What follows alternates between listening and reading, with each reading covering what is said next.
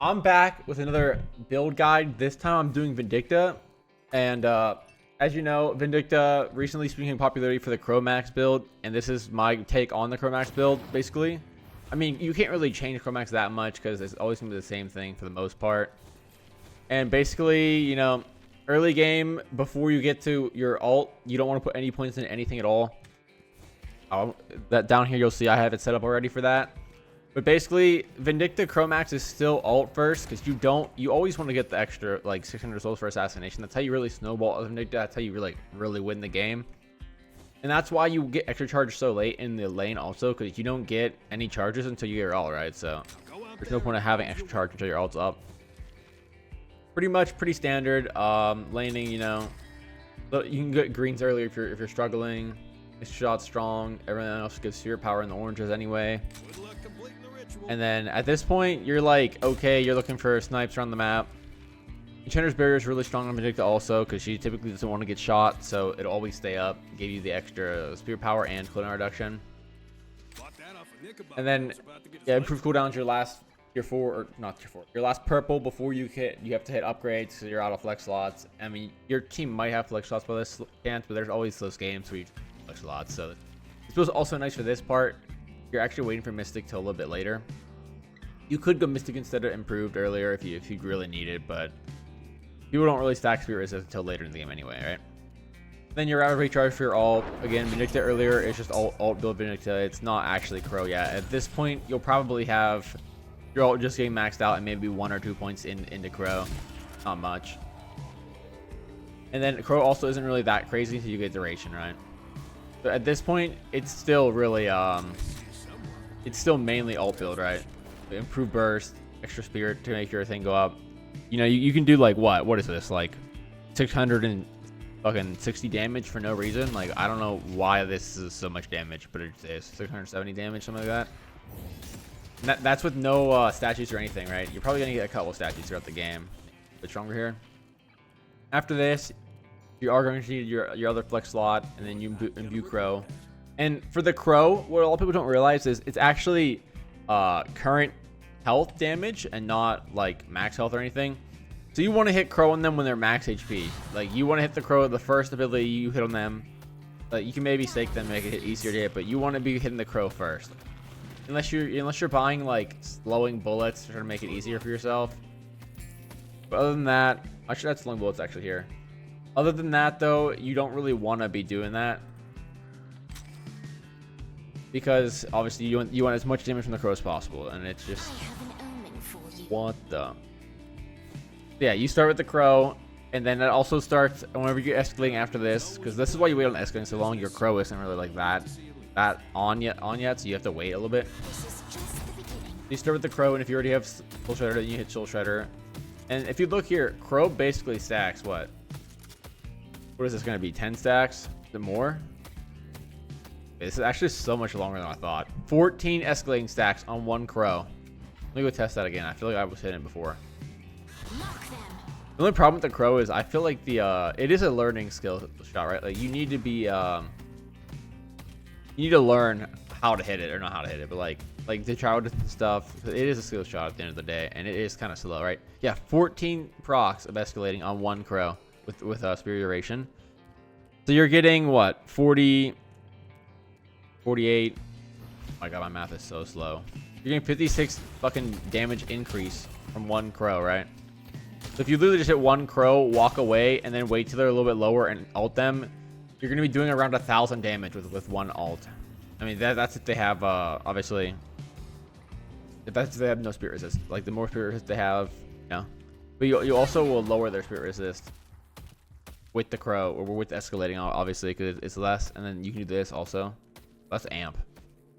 You can get like 60. You can get like so much spirit amp. What the fuck? I'm just realizing this. So yeah, you're gonna do like 65% more damage if you hit one Crow and hit the Soul Shredder on, right? So your ult's basically gonna one shot anyone who's half HP, and that's kind of disgusting. And then Crow also does so much damage, right? It's also such a good spreader appeal bane. I mean, like, this build is just super crazy right now.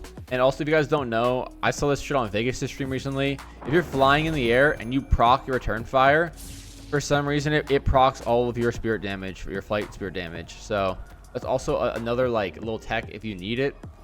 This is 16 now. That's crazy. Yeah. So that's another little tech if you need it. It also gives spirit power, so it's not bad at all in VindicTA. And at this point, like, this is basically the end of the build for the most part. I mean, if your game's this long, I don't think it will be.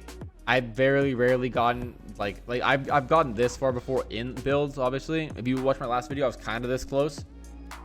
But at this point of the game, it should mostly be over anyway. And like, yeah, you can get like your luxury here.